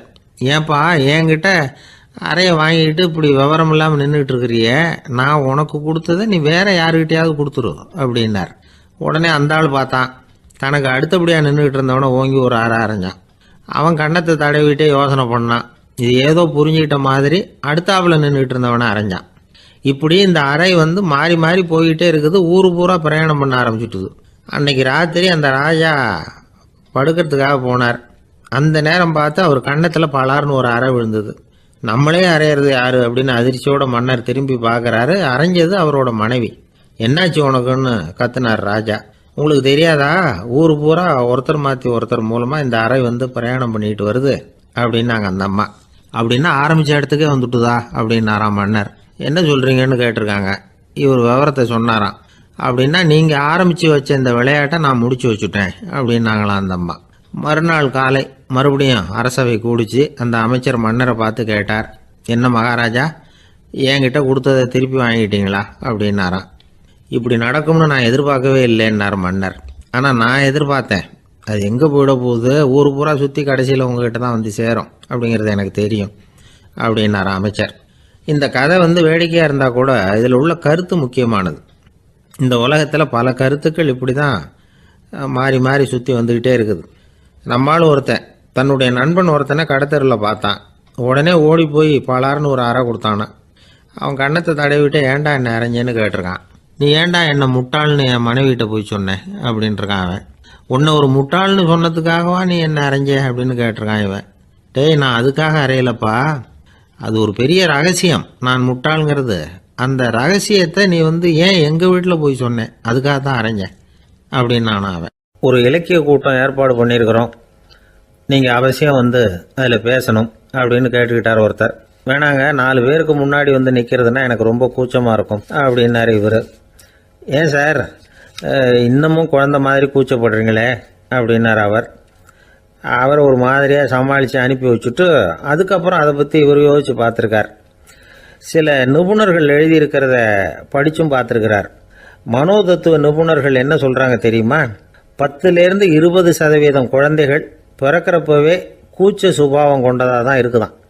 ஒரு தாத்தா தன்னோட பேர பிள்ளைய ஆசையாக கூப்பிடுறார் விளையாட்டு காட்ட, அதை அழுதுகிட்டு ஓடி போகுது. ஒரு அம்மா தன்னோட பிள்ளைய பள்ளிக்கூடத்தில் சேர்க்கறதுக்காக கூப்பிட்டுக்கிட்டு போகிறாங்க. அந்த புள்ள அம்மாவோட முந்தானையில் ஒளிஞ்சிக்கிட்டு வெளியில் வரமாட்டேங்குது. இவங்களெல்லாம் எப்படி சமாளிக்கிறது? குழந்தைகளோட கூச்ச சுபாவத்தை போக்குறது எப்படி? இதுக்கு நிபுணர்கள் சில யோசனைகளை சொல்லியிருக்கிறாங்க. மற்றவங்களுக்கு முன்னாடி என் பையனுக்கு கூச்சம் ரொம்ப அதிகம் சார், மற்றவங்க பார்த்தா ரொம்ப வெக்கப்படுறான், இப்படி சொல்கிற அப்பாக்கள் உண்டு. என் பையன் புது மனுஷால பார்த்தா அட்டையாக ஒட்டிக்குவான் சார் அப்படின்னு சொல்கிற அப்பாக்களும் உண்டு.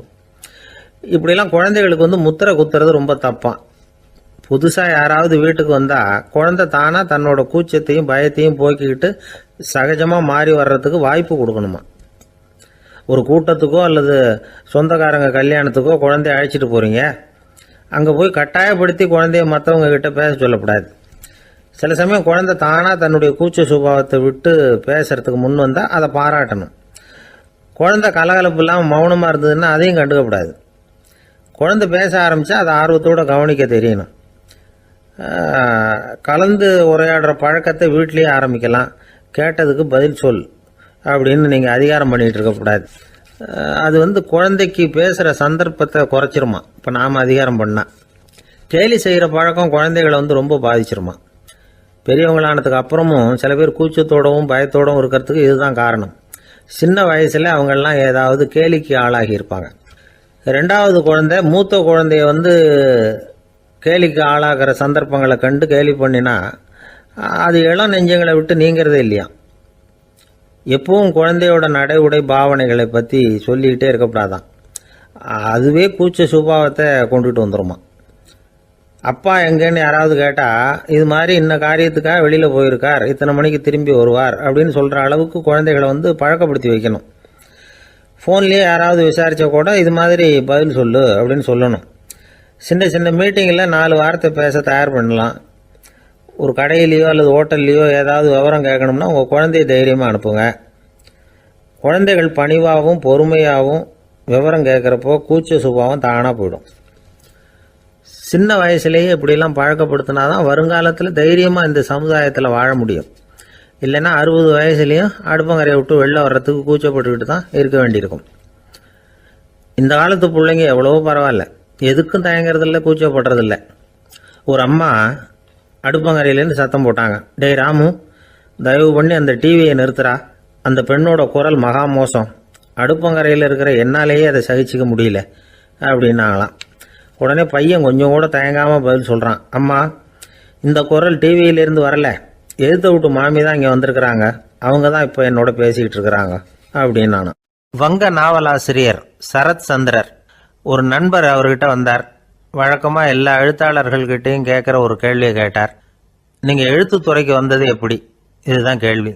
அதை தெரிஞ்சு என்ன பிரயோஜனம்னார் சரத் சந்திரர். சும்மா சொல்லுங்களேன், தெரிஞ்சுக்கிறேன் அப்படின்னார் வந்தவர். சரி சொல்கிறேன்னு ஆரம்பித்தார். நான் ரங்கூனில் வேலை பார்த்துக்கிட்டு இருந்தேன். சம்பளம் பத்தில், வேலையும் பார்த்துக்கிட்டு ஒரு பலசரக்கு கடை வைக்கலாம்னு நினச்சேன். என்னால் மளிகை கடை வச்சு சரியாக நடத்த முடியுமாங்கிற சந்தேகம் என் மனைவிக்கு. அதை சோதனை பண்ணி பார்க்கணுங்கிறதுக்காக சில பொருள்களின் அளவு, அதோட விலை, இப்படி சிலதை சொல்லி எல்லாத்தையும் மனக்கணக்காக கூட்டி போட சொன்னாங்க. என்னால் சரியாக கூட்டி சொல்ல முடியல. உங்களால் மளிகை கடை நடத்த முடியாதுன்னு சொல்லிவிட்டாங்க. உடனே என்ன பண்ணுறது, வேறு வழி இல்லை, கதை எழுத ஆரம்பிச்சிட்டேன் அப்படின்னார். கேட்டவருக்கு சிரிப்பு வந்துட்டு தான். சரத் சந்திரர் ஒரு பக்கம் சீரியஸான நாவல்கள், சிறுகதைகள் எழுதியிருந்தாலும் அவருடைய இன்னொரு பக்கம் வேற விதம். நண்பர்கள்கிட்ட பேசும்பொழுதும் சரி, அவர்களுக்கு கடிதங்கள் எழுதும் போதும் சரி, கேலியும் கிண்டலும் நகைச்சுவை உணர்வும் அதிகமாக இருக்கும். காந்திஜி ஒரு சமயம் கல்கத்தாவுக்கு வந்திருந்தார். தேசபக்தர்கள் பல பேர் அவர்கிட்ட பேசிக்கிட்டு இருந்தாங்க. அப்போது சரத் சந்திரரும் அங்கே இருந்தார். கிரண் சங்கர் ராய் அப்படிங்கிறவரும் அங்கே இருந்தார். அவர் சொன்னாராம், காந்திஜியோட பழகிய முதல் வங்காளி நான் தான். போயர் யுத்த காலத்தில் இவர் லண்டனுக்கு வந்திருந்தப்போ என்கிட்ட தான் வங்காள மொழி கற்றுக்கிட்டார் அப்படின்னாராம். உடனே சரத் சந்திரர் காந்திஜியை பார்த்து, இவர் உங்களுக்கு வங்காள மொழி கற்றுக் கொடுத்தது உண்மைதானா அப்படின்னாராம். ஆமான்னாராம் காந்தி. அதனால தான் உங்களால் வங்காள மொழி கற்றுக்க முடியல அப்படின்னாராம். எல்லாரும் சிரிச்சாங்களாம். சரத் சந்திரர் சாம்தாபேர் அப்படிங்கிற கிராமத்தில் தங்கியிருந்தார். ஒரு இலக்கிய நிகழ்ச்சியில் கலந்துக்கிறதுக்காக. அதுக்காக ஒரு கல்கத்தாவுக்கு போக வேண்டிய சூழ்நிலை. அதுக்காக புறப்பட்டார். அந்த சமயத்தில் பின்னாடி இருந்து யாரோ அவரை கூப்பிட்டாங்க. இப்படி கூப்பிட்டவரை பார்த்து இன்னொருத்தர் யாரோ அதட்டி இருக்கிறாங்க. போகிறவரை ஏன் இப்படி கூப்பிடுறீங்க அப்படின்னு. ஏன் கூப்பிட்டா என்னன்னு கேட்டிருக்கார் சரத் சந்திரர். புறப்படுறவங்கள பின்னாடி இருந்து கூப்பிடுறது அபசகுனம், போகிற இடத்துல ஏதாவது ஆபத்து வரலாம் அப்படின்னு அதுக்கு விளக்கம் கொடுத்துருக்கிறார் அவர். உடனே சரத் சந்திரர் சொன்னாராம், இதோ இவங்க என்னை இலக்கிய கூட்டத்துக்கு அழைச்சிட்டு போகிறாங்களே, இதை விட வேற என்ன ஆபத்து வந்துட போகுது அப்படின்னாராம். இப்படி சரத் சந்திரருக்கு இயல்பாகவே நகைச்சுவை உணர்வு உண்டு. அவருடைய நண்பர் ஒருத்தர் வீட்டுக்கு கூப்பிட்டுருந்தார். அங்கே ஒரு கச்சேரிக்கு ஏற்பாடு பண்ணியிருந்தாங்க. சரத் சந்திரருக்கு இயல்பாகவே கச்சேரியில் நீண்ட ஆலோசனையெல்லாம் கேட்கறதுக்கு பொறுமை இருக்காது. அதனால் மெதுவாக பாட போகிறவர் எப்படி அப்படின்னு கேட்டிருக்கார். அவருக்கு ரொம்ப நல்லா பாட தெரியும் அப்படின்னு சொல்லியிருக்கிறாங்க. அதுக்கு சரத் சந்திரர், பாட தெரியுங்கிறது சரி, பாட்டை நிறுத்த தெரியுமா, அதை சொல்லுங்கள் முதல்ல அப்படின்னாராம். ஒரு பெரியவர் உட்கார்ந்துருக்கிறார். அவரை சுற்றி அவருடைய தோழர்கள் உட்காந்துருக்கிறாங்க. ஏதோ ஒரு முக்கியமான செய்தியை அவர் அவங்களுக்கு சொல்லிகிட்டு இருக்கிறார். அவங்களும் ஆர்வமாக கேட்டுக்கிட்டு இருக்கிறாங்க. இந்த சமயத்தில் யாரோ ஒரு ஆள் வேகமாக அங்கே வர்றார். வர்ற வேகத்திலேயே எனக்கு ஏதாவது உதவி செய்யுங்க அப்படின்னு கேட்டுக்கிட்டே வர்றார். கேட்கறது உதவி, ஆனால் குரல் மிரட்டுறது மாதிரி இருக்குது, அதட்டி கேட்கறது மாதிரி இருக்குது. இதை கேட்டதும் அந்த பெரியவர் ஆத்திரப்படலை, ஆனால் அவரை சுற்றி இருந்தவங்க ஆத்திரப்பட்டாங்க. இதை பெரியவர் கவனித்தார். கொஞ்சம் அமைதியாக இருங்கன்னார். வந்தவரை கூப்பிட்டார். அவருக்கு சில பொருள்களை கொடுத்தார். என்னங்க இப்போ உங்களுக்கு மகிழ்ச்சி தானே அப்படின்னார். ஆ அப்படின்னு அலட்சியமாக அவர் சொல்கிறார். நான் உங்களை நல்ல முறையில் நடத்தினேன்னா அப்படின்னு கேட்குறாரு அவர் மறுபடியும். அதெல்லாம் ஒன்றும் இல்லை அப்படின்னு சொல்லி அவர் சொல்லிகிட்டு இருக்கிறாரு. குரலில் கடுமை குறையில. சுற்றி இருந்தவங்களால இதை பொறுத்துக்க முடியல. கோபத்தோடு அவரை நோக்கி நெருங்க ஆரம்பித்தாங்க. பெரியவர் அவங்களையெல்லாம் தடுத்து நிறுத்தினார். வந்தவரை வாங்க என்னோட அப்படின்னு சொல்லி அழைச்சிட்டு போனார். வீட்டுக்கு போனார். அங்கே போனதும் இன்னும் சில பொருள்களை எடுத்து அவர்கிட்ட கொடுத்தார். இப்போ திருப்தி தானே, நான் உங்ககிட்ட நல்ல முறையில் நடந்துக்கிட்டேனா அப்படின்னார். அவர் முகம் இப்போ தான் கொஞ்சம் மலர்ந்தது. ரொம்ப நன்றி, இறைவன் உங்கள் குடும்பத்துக்கு எல்லா நன்மைகளையும் செய்வான் அப்படின்னு சொன்னார். இதே வார்த்தைகளை என்னுடைய தோழர்கள்கிட்டே சொல்லிட்டீங்கன்னா அவங்க கோபம் தணிஞ்சிரும், வர முடியுமான்னார். கண்டிப்பாக வர்றேன் அப்படின்னாரு. மறுநாள் காலையில் அந்த இடத்துக்கு வந்தார். அதே மாதிரி சொல்லிவிட்டு அவர் போயிட்டார். தோழர்கள்லாம் ரொம்ப வியப்போடு பெரியவரை பார்த்தாங்க. அந்த பெரியவர் தான் நபிகள் நாயகம். அவர் சொன்னார், ஒருத்தன் ரொம்ப ஆசையாக ஒரு ஒட்டகத்தை வளர்த்துக்கிட்டு வந்தான். ஒரு நாள் அந்த ஒட்டகம் கயத்தை அறுத்துக்கிட்டு ஓடி போயிட்டுது. அக்கம் பக்கத்தில் இருக்கிறவங்கெல்லாம் அந்த ஒட்டகத்தை பிடிக்கிறதுக்கு முயற்சி பண்ணாங்க. அதை துரத்திக்கிட்டு ஓடினாங்க. ஒட்டகம் தாறுமாறாக ஓட ஆரம்பிச்சிது. இந்த சமயத்தில் ஒட்டகத்தை வளர்த்தவன் அங்கே ஓடி வந்தான். நீங்கள் அதை ஒன்றும் செய்ய வேணாம், விட்டுருங்க. அதோட சுபாவம் எனக்கு நல்லா தெரியும். அதை சுலபமாக என்னோடய வழிக்கு கொண்டுகிட்டு வந்துட முடியும். நான் பார்த்துக்கிறேன், விட்டுருங்க அப்படின்னா. எல்லாரும் விலைக்கு போயிட்டாங்க. இவன் என்ன செஞ்சான் தெரியுமா? கொஞ்சம் புல்லை கையில் எடுத்துக்கிட்டு அந்த ஒட்டகத்தை நெருங்கினான். அவ்வளவுதான். அது ஓடி இவன் காலடியில் உட்காந்துக்கிட்டது. செல்லமாக அதை அப்படியே தடவி கொடுத்தான். முதுகில் ஏறி உட்காந்துக்கிட்டான். அது பாட்டுக்கு சாதுவாக நடந்து போகுது. இந்த கதையை நபிகள் நாயகம் தம்முடைய தோழர்களுக்கு சொல்கிறார். ஒட்டகத்தை மட்டும் இல்லை, சில மனிதர்களையும் கூட சில விதத்தில் அணுகி தான் அவர்களை சீர்திருத்த வேண்டியிருக்குது அப்படிங்கிறத அவங்களுக்கு உணர்த்தினார். இது ஒரு அழகான உளவியல் அணுகுமுறை. சில குடும்ப தலைவர்கள் கூட இந்த ஒட்டகம் மாதிரி நடந்துக்கிறது உண்டு. அப்புறம் அடங்கி போகிறதும் உண்டு. ஒரு குடும்ப தலைவர் காலையில் எழுந்திரிச்சதுலேருந்து சத்தம் போட்டு கத்திக்கிட்டு இருப்பார். பக்கத்தில் இருந்தவங்கெல்லாம் ஓடி போய் சமாதானம் பண்ணி பார்த்தாங்க. அவர் ஓயறது மாதிரி தெரியல. கடைசியில் அவர் மனைவி வந்தாங்க. நீங்கள் எல்லாம் விலகி போயிடுங்க, அவர் சுபாவம் எனக்கு தெரியும், நான் பார்த்துக்கிறேன் அப்படின்னாங்க. சரின்னு எல்லாரும் போயிட்டாங்க. சாயந்தரமாக பார்க்குறாங்க, அவர் சத்தம் இல்லாமல் ஒரு மூலையில் உட்காந்துருக்கிறார். ரொம்ப சாதுவா. ஆச்சரியமாக இருந்தது. என்னம்மா பண்ணீங்கன்னு கேட்டாங்க. அது ஒன்றும் இல்லைங்க, ஒரு வேளை சாப்பாட்டை நிறுத்தினேன், பட்னி போட்டேன், அவ்வளவுதான் அப்படின்னாங்க அந்த அம்மா. அமெரிக்க ஜனாதிபதி ஆப்ரஹாம் லிங்கன் ஒரு நாள் தன்னோட கோச்சு வண்டியில் தலைநகரான வாஷிங்டனுக்கு போயிட்டு இருக்கிறார். கோச்சு வண்டி ஒரு சாலையில் போயிட்டு இருக்கு. அந்த சாலைக்கு ஒரு பக்கத்தில் பயங்கரமான சதுப்பு நிலம். சதுப்பு நிலம்னா அது புதைகுழி, புதை மணல்ங்கிறோம்ல, அது மாதிரி. அந்த சதுப்பு நிலத்தில் யாராவது மாட்டிக்கிட்டா அவ்வளோதான், ஆளை கொஞ்சம் கொஞ்சமாக உள்ள அமுக்கிவிடும். தப்பிச்சு கரையேறது கஷ்டம். அப்படிப்பட்ட நிலம் அது. ஆப்ரஹாம் லிங்கன் ஏதோ ஒரு முக்கியமான அரசாங்க வேலையாக போயிட்டு திரும்பி வந்துகிட்டு இருக்கிறார். அதனால் அந்த சமயத்தில் அவர் விலை வசந்த ஆடைகளை அணிஞ்சிருக்கிறார். அப்படி அவர் அந்த கோச்சு வண்டியில் வந்துகிட்டு இருக்கிறாரு. அந்த சமயத்தில் ஒரு காட்சி அவர் கண்ணில் பட்டுட்டுது. என்ன தெரியுமா? ரோட்டுக்கு பக்கத்தில் இருந்த சதுப்பு நிலத்தில் ஒரு இளம் பன்றி குட்டி சிக்கிக்கிட்டு தவிச்சிக்கிட்டு இருக்குது. பரிதாபமாக கத்திக்கிட்டு இருக்குது. அதை பார்த்தார் லிங்கன். அவருக்கு என்ன மாதிரி ஆயிட்டுது. உடனே வண்டியை நிறுத்த சொன்னார். கீழே இறங்கினார். தன்னோட விலை வசந்த ஆடைகளை பற்றி லட்சியம் பண்ணவே இல்லை. தனக்கே ஆபத்து வரலாம்ங்கிறத பற்றியும் கவலைப்படலை. தான் ஒரு குடியரசுத் தலைவருங்கிறத பற்றியும் அவர் நினச்சி பார்க்கல. நேராக அந்த சதுப்பு நிலம் பக்கமாக போனார். அந்த சேத்துல இறங்கி பன்றிக்குட்டியை காப்பாற்றி கரைக்கு கொண்டுட்டு சேர்த்துட்டார். அதுக்கப்புறம் நிம்மதியாக கோச்சு வண்டியில் ஏறி வெள்ள மாளிகைக்கு சேர்ந்தார். ட்ரெஸ்ஸு உடம்பு பூரா சேறு சகதி. பார்க்குறவங்களுக்கெல்லாம் ஆச்சரியமாக போச்சு. அவங்களுக்கு ஒன்றும் புரியல. இவர் நேராக ட்ரெஸ்ஸு மாற்றிக்கிறதுக்காக போனார். கோச்சு வண்டி ஓட்டிகிட்டு வந்தவங்கிட்ட போய் எல்லாரும் கேட்டாங்க என்ன ஆச்சு அப்படின்னு. அவர் வர்ற வழியில் நடந்த விவரத்தை சொன்னார். ஆப்ரஹாம் லிங்கனுடைய இந்த இறக்க குணத்தை எல்லாரும் பாராட்டினாங்களாம், புகழ்ந்தாங்களாம். ஆனால் இதுக்கு லிங்கன் என்ன பதில் சொன்னார் தெரியுமா? தயவு பண்ணி இந்த புகழ்ச்சியான பேச்சையெல்லாம் ஒதுக்குங்க, அதெல்லாம் வேணாம். அந்த சின்ன பிராணி சகதியில் மாட்டிக்கிட்டு துடிச்சிக்கிட்டு இருந்தது. அதை பார்த்தேன். உடனே என்னுடைய இதயத்தில் ஒரு முள்ளு தைச்சது மாதிரி ஒரு உணர்வு. அந்த முள்ளை பிடுங்கி எறிஞ்சேன், அவ்வளவுதான். உண்மையில் அந்த பிராணிக்கு நான் உதவினேங்கிறத விட எனக்கு ஏற்பட்ட இன்னலை போக்கிக்கிட்டேன் அப்படிங்கிறது தான் உண்மை. அதுதான் பொருத்தம். அப்படி இருக்கிறப்போ இதில் புகழறதுக்கு என்ன இருக்குது அப்படின்னாரு ஆபிரகாம் லிங்கன். எவ்வளவு யதார்த்தமான வார்த்தைகள் பாருங்க. இந்த காலத்தில் நம்மளையும் பல பேர் அப்படி உண்டு.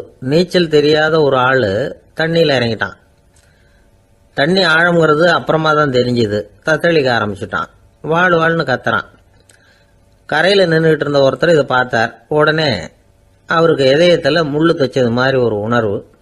உடனே குபீர்னு தண்ணியில் பாஞ்சார். அவரை காப்பாற்றி கரைக்கு கொண்டுட்டு வந்து சேர்த்தார். இதை பார்த்துக்கிட்டு இருந்த இன்னொருத்தர் காப்பாற்றின அந்த ஆளை பாராட்டி புகழ்ந்தார். என்ன புகழாதீங்க சார் அப்படின்னார் அவர். ஏன்னு கேட்டார் இவர். நான் அந்த ஆளை ஏன் காப்பாற்றினேன் தெரியுமா? அவன் நேற்றுக்கு என்கிட்ட 300 ரூபா கடன் வாங்கியிருக்கிறான். இவன் தண்ணியில் போட்டான்னா நான் கொடுத்த கடனும் தண்ணியில் போடும். அதனால தான் விழுந்து காப்பாற்றினேன் அப்படின்னா அந்த ஆள். ஒருத்தர் இருக்கார், நல்ல உத்தியோகத்தில் தான் இருக்கிறார். ஆனால் எப்போ பார்த்தாலும் முகத்தை வெறுப்பாக வச்சிருப்பார். அப்படியே வருவார் போவார். ஏன் சார் இப்படி இருக்கிறீங்க அப்படின்னு விசாரித்தோம். ஏன்டா இந்த வேலைக்கு வந்தோம்னு இருக்கு சார் அப்படின்னார். உங்கள் வேலை உங்களுக்கு பிடிக்கலையா அப்படின்னு கேட்டோம். இல்லைன்னார். இப்படிப்பட்டவங்க வெற்றிகரமான வாழ்க்கை வாழ முடியாது. இது நிபுணர்கள் கருத்து. வேலையை நேசிக்க தெரிந்தவர்கள் வெற்றி பெறுவார்கள் அப்படிங்கிறாங்க அவங்க. எந்த துறையாக இருந்தாலும் சரி, அந்த துறையில் வெற்றிகரமாக இருக்கிறவங்கள விசாரித்து பாருங்க. எனக்கு என்னுடைய வேலை ரொம்ப பிடிக்கும் அப்படின்னு சொல்கிறவங்களா தான் இருப்பாங்க. அப்படி இருந்தால் தான் அது வெற்றிகரமாக இருக்க முடியுது அவங்களால. ஒருத்தனுக்கு பிடித்தமான பொழுதுபோக்கே அவனுடைய தொழிலாக இருந்துட்டுதுன்னா அவனை மாதிரி கொடுத்து வச்சவன் வேற யாரும் இல்லை அப்படிங்கிறார் பெர்னாட் ஷா. ஒரு தடவை மன்னர் ஹுமாயூன் உயிரை தண்ணீர் முண்டு ஊற்றுகிற தொழிலாளி ஒருத்தர் காப்பாற்றினாராம் அந்த ஹுமாயூன் உயிரை. உடனே மன்னர் கேட்டிருக்கார், உனக்கு என்ன வேணும்னாலும் கேளு தரேன், உயர் பதவி வேணுமா அப்படின்னு கேட்டாராம். மன்னா, மக்களின் தாகம் தீர்க்கக்கூடிய இந்த பணியை விட உயர்ந்தது உண்டா அப்படின்னாராம் அந்த தொழிலாளி. அவரால் அவருடைய வேலையை நேசிக்க முடிஞ்சுது. அதனால் மகிழ்ச்சியாக இருக்க முடிஞ்சுது. நாமெல்லாம் அப்படி இல்லை. வேலை கிடைக்கிற வரைக்கும் கிடைச்சா போதும் அப்படின்னு இருக்கோம். கிடைச்சதுக்கப்புறம் ஏன்டா அந்த வேலைக்கு வந்தோம்னு ரொம்பவும் அழுத்துக்குவோம். சரி, நாம் இருக்கிற இடத்துல நாம் வெற்றிகரமாக இருக்க வழி உண்டா அப்படின்னா உண்டுன்னு சொல்கிறாங்க. அதாவது மன இயல் நிபுணர்கள் இருக்கிறாங்க இல்லையா, அவங்க அதுக்கு முக்கியமாக 6 வழிகள் சொல்கிறாங்க. நீங்கள் ஒரு அலுவலகத்தில் வேலை பார்க்குறவரா அப்படின்னா இதை கேளுங்க. அதாவது உங்கள் மேலதிகாரி எதிர்பார்ப்புக்கு தகுந்த மாதிரி உங்கள் வேலை இருக்குதா? அப்படி இல்லைன்னா முதல்ல உங்கள் வேலையின் தரம் உயரணும். உங்களுக்கு மேலே கீழே வேலை பார்க்குற பணியாளர்கள்கிட்ட நல்ல விதமாக பழகுறீங்களா? அந்த உறவு முறையில் ஏதாவது குறை இருந்தால் அதை கண்டுபிடிச்சி சரி பண்ணுங்க. நம்பிக்கைக்கு உரியவர் அப்படின்னு நீங்கள் பேர் எடுக்கணும். நீங்கள் எடுக்கிற முடிவு நல்ல முடிவாக தான் இருக்கும் அப்படின்னு அடுத்தவங்க சொல்லணும். உங்கள் தோற்றத்துக்கு முக்கியத்துவம் கொடுங்க. இது மனம் உடல் ரெண்டும் சம்பந்தப்பட்டது. அதனால் மனசையும் ஆரோக்கியமாக வச்சுருக்கணும், உடம்பையும் ஆரோக்கியமாக வச்சுருக்கணும். உங்களுடைய நிர்வாகம் செயல்படுற விதத்தை நல்லா புரிஞ்சு வச்சுக்கணும். உங்களுடைய நிர்வாகம் இப்போ ஒரு காரியம் செய்யுதுன்னு வச்சுங்க, ஏன் அப்படி செய்யுது, எதுக்காக அப்படி செய்யுது, அதனுடைய குறிக்கோள் என்ன, அது நீடிக்கிறதுக்கு காரணம் என்ன, இதையெல்லாம் தெரிஞ்சுக்கணும். சிரிப்புக்கு வஞ்சகம் பண்ணக்கூடாது. நல்லா சிரிக்கணும், அப்போ தான் அது திரும்ப கிடைக்கும். கடந்த கால தோல்வியை பற்றி கவலைப்படக்கூடாது. முதலாளி விருப்பம் தெரிஞ்சு நடந்துக்கிறது நல்லது தான். அதுக்காக காக்கா பிடிக்கணுங்கிற அவசியம் இல்லை. உங்களுக்கு ஒரு பொறுப்பான வேலை கிடைக்குது, உடனே சத்தம் குழப்பம் அப்படின்னு சூழ்நிலை